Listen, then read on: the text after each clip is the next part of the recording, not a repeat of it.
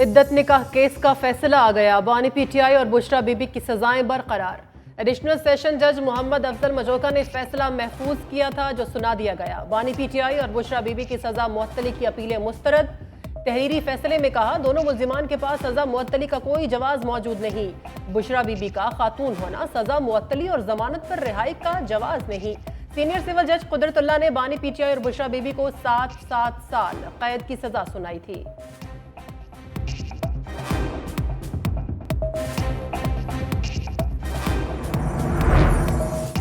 तहरीक इंसाफ का दौरान इद्दत निकाह केस का फैसला हाईकोर्ट में चैलेंज करने का ऐलान। अदालत के बाहर मीडिया से गुफ्तगू में उमर अयूब बोले, निकाह केस को सियासी रंग दिया गया। केस में कोई पेचीदगी नहीं। बानी पीटीआई और दीगर रहनुमाओं की रिहाई तक कोई बात नहीं होगी। अब हमारी तहरीक मजीद तेज होगी। बैरिस्टर गौहर ने कहा, नाकिस ट्रायल के नतीजे में सजाएं सुनाई गई और उनकी मुअत्तली की दरख्वास्तों पर फैसला निहायती मायूस कुन और इंसाफ का खुला कत्ल है। पीटीआई रहनुमा कमल शोजब ने कहा, सेशन जज का फैसला इंसाफ का कत्ल है। अदालत के बाहर भी पीटीआई कारकुनान का एहतजाज। बानी पीटीआई को रिहा करो के नारे।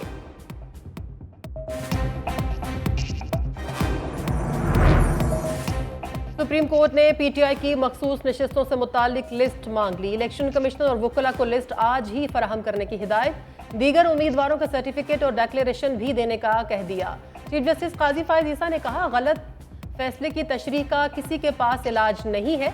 जस्टिस अतर मिनल्ला ने कहा, इलेक्शन कमीशन को इख्तियार नहीं कि किसी पार्टी को इंतखाबात से बाहर करे।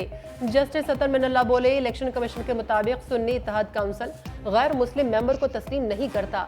जेयूआई को तो इसके बावजूद मखसूस नशिस्तें दी गईं। जस्टिस आयशा मलिक ने रिमार्क्स दिए, वाकई जमातों का मंशूर नहीं देखा जाता तो सुन्नी इत्तेहाद काउंसिल का क्यों देखा जा रहा है।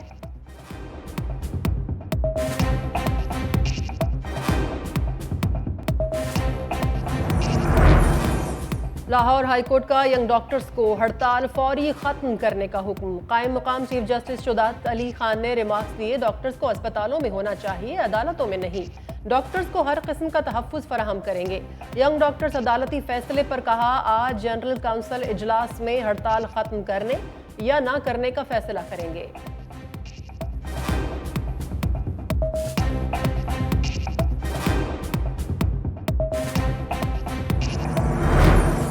खैबर पख्तूनख्वा में सरकारी भर्तियों पर आयद पाबंदी खत्म करने का फैसला। वजीर आला KPK अली अमीन गनापुर ने सूबे भर में हर किस्म की भर्तियों पर पाबंदी उठाने की हिदायत कर दी।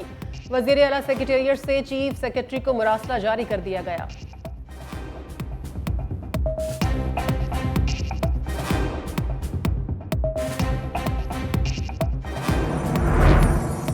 अवाम को एक बार फिर हाई वोल्टेज झटके देने का प्लान। महंगी बिजली की कीमत में मजीद इजाफे की तैयारियां। बिजली की कीमतों में ₹3.41 फी यूनिट इजाफे का इम्कान। CPPA ने बिजली की कीमतों में इजाफे की दरख्वास्त नापरा में जमा करा दी। बिजली की कीमतों में इजाफे की दरख्वास्त माहाना फ्यूल प्राइस एडजस्टमेंट की मद में की गई। समाअत कल होगी।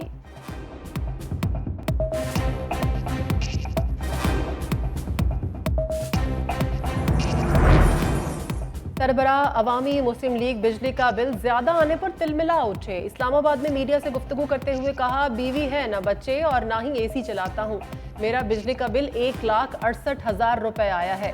शेख रशीद ने मजीद कहा, हुकूमत बानी PTI को अभी बाहर नहीं आने देगी। अगले महीने के आखिर तक नवाज शरीफ भी अपना बयानिया बदल देंगे।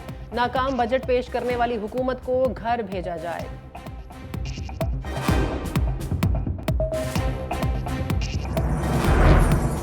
कराची में गुलशन इकबाल ब्लॉक 10 के मकीन 5 रोज से पानी की बंदिश के खिलाफ सरापा एहतजाज। मुजाहिरीन ने राशिद मिन्हास रोड के दोनों ट्रैक ट्रैफिक की आमदोरफ्त के लिए बंद कर दिए। एहतजाज के बायस शहरियों को शदीद मुश्किलात का सामना, ट्रैफिक जाम हो गई।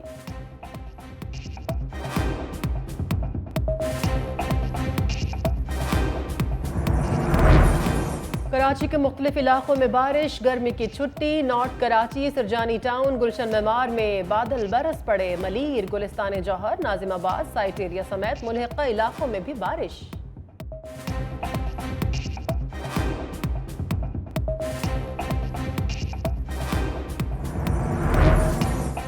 फैसलाबाद चिल्ड्रन अस्पताल में करोड़ों रुपए की करप्शन और बेज़ाब्तिगियों का इंकशाफ। साबिक MS के खिलाफ इंक्वायरी मुकम्मल, रिपोर्ट सामने आ गई। इंक्वायरी में साबिक MS डॉक्टर आबिद हुसैन कसूरवार साबित। डॉक्टर आबिद हुसैन से 13 करोड़ 54 लाख की रिकवरी, नौकरी से निकालने की सिफारिश कर दी गई।